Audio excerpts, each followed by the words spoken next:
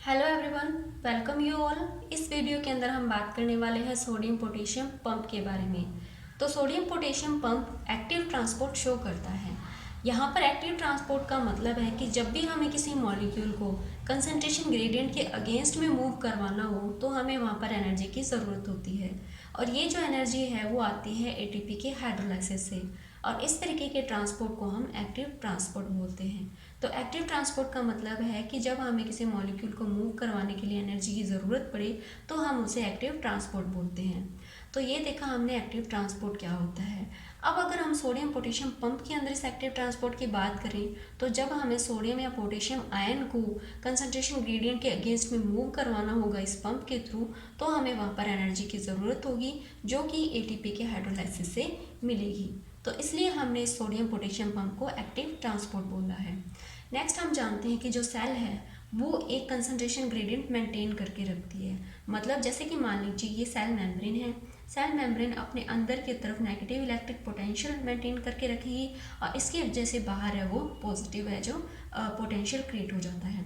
तो इस तरीके से जो पॉजिटिव नेगेटिव है ये इस तरीके से कंसंट्रेशन ग्रेडियंट मेंटेन रहता है। और ये जो कंसंट्रेशन ग्रेडियंट मेंटेन करने के लिए एक पंप की ज़रूरत होती है जिसे हम एटीपीएस बोलते हैं। और ये पंप है वो लोकेट होता है सेल मेम्ब्रेन पर। ये एक्टिवेट किया जाता है सोडियम और पोटेशियम के द्वारा, इसलिए हम इस पंप को सोडियम पोटेशियम पंप बोलते हैं। तो ये हमने एक छोटा सा इंट्रोडक्शन देखा सोडियम पोटेशियम पंप का। नेक्स्ट हम बात करते हैं इसके लोकेशन के बारे में। तो जो सोडियम पोटेशियम पंप है वो मिलेगा न्यूरॉन्स की मेम्ब्रेन पर। न्यूरॉन्स की मेम्ब्रेन पर इस पंप की वजह से जो पॉजिटिव चार्ज है वो बाहर की तरफ और जो नेगेटिव चार्ज है वो अंदर की तरफ मेंटेन हो जाता है और ये हेल्प करता है इम्पल्स के ट्रांसफ़र के अंदर। नेक्स्ट हम बात करते हैं इसकी लोकेशन मसल फाइबर पर। तो ये जो सोडियम पोटेशियम पंप है ये मसल फाइबर की मेम्ब्रेन्स पर भी प्रेजेंट होता है। तो ये हमने इसकी लोकेशन भी देखी। नेक्स्ट हम बात करते हैं इसके फंक्शन के बारे में। तो जो सोडियम पोटेशियम पंप है इसका क्या काम होता है। तो ये क्या करता है, ये सेल के पोटेंशियल और कंसंट्रेशन ग्रेडियंट को मेंटेन करने में काम आता है। साथ में ये सेल के वॉल्यूम को भी रेगुलेट करता है और इसे ऑस्मोसिस के थ्रू ब्रस्ट होने से भी प्रिवेंट करता है। क्योंकि अगर सोडियम पोटेशियम पंप नहीं होगा तो ऑस्मोसिस के प्रोसेस के थ्रू जो सेल है वो स्वेल हो जाती है और स्वेल होने से वो ब्रस्ट हो जाती है और इसी ब्रस्टिंग से बचाने के लिए ये सोडियम पोटेशियम पंप है वो काम करता है। तो ये हमने देखा सोडियम पोटेशियम पंप के लोकेशन और फंक्शंस।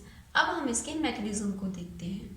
तो जैसा कि हम जानते हैं सोडियम पोटेशियम पंप एक एक्टिव ट्रांसपोर्ट मैकेनिज्म है और इसके अंदर एटीपी का ब्रेकडाउन होता है और इसकी वजह से कन्फर्मेशन चेंजेस की एक सीरीज चलती रहती है और ये जो कंसंट्रेशन ग्रेडियंट है वो मेंटेन होता रहता है। तो अब हम इसे डायग्राम से समझने की कोशिश करते हैं। सोडियम पोटेशियम पंप के मैकेनिज्म को समझने के लिए आप ये डायग्राम अच्छे से देख पा रहे होंगे जिसके अंदर सेल मेम्ब्रेन या प्लाज्मा मेम्ब्रेन पर किस तरीके से सोडियम पोटेशियम पंप अटैच है। अब जो सोडियम पोटेशियम पंप है वो सेल के कंसंट्रेशन ग्रेडियंट को मेंटेन रखने का काम करता है और यहाँ पर हम देख पा रहे हैं कि जो सेल के बाहर की तरफ सोडियम की कंसंट्रेशन ज़्यादा है जबकि पोटेशियम की कंसंट्रेशन कम है। वहीं सेल के अंदर की तरफ सोडियम की कंसंट्रेशन कम है और पोटेशियम की कंसंट्रेशन ज़्यादा है। तो अब इस कंसंट्रेशन ग्रेडियंट को मेंटेन रखना होगा। इसके लिए सेल के अंदर से 3 सोडियम आयन जाकर इस एटीपीएस से बाइंड हो जाते हैं और इस एटीपीएस से बाइंड होकर कुछ कन्फर्मेशनल चेंजेस आते हैं जिसके अंदर एनर्जी की रिक्वायरमेंट होती है।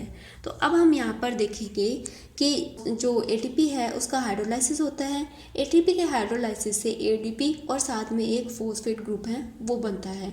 अब ये जो फॉस्फेट ग्रुप है इससे अटैच हो जाता है, इस पंप का फॉस्फोराइलेशन हो जाता है। फॉस्फोराइलेशन होने की वजह से पंप के अंदर कुछ कन्फर्मेशनल चेंजेस आते हैं जो इस तरीके से दिखाई देते हैं। इसके अंदर अब कन्फर्मेशनल चेंजेस आने की वजह से ये जो कन्फर्मेशन है वो सोडियम के प्रति कम एफिनिटी रखती है और इसी वजह से यहाँ से सोडियम है वो डिटैच हो जाते हैं।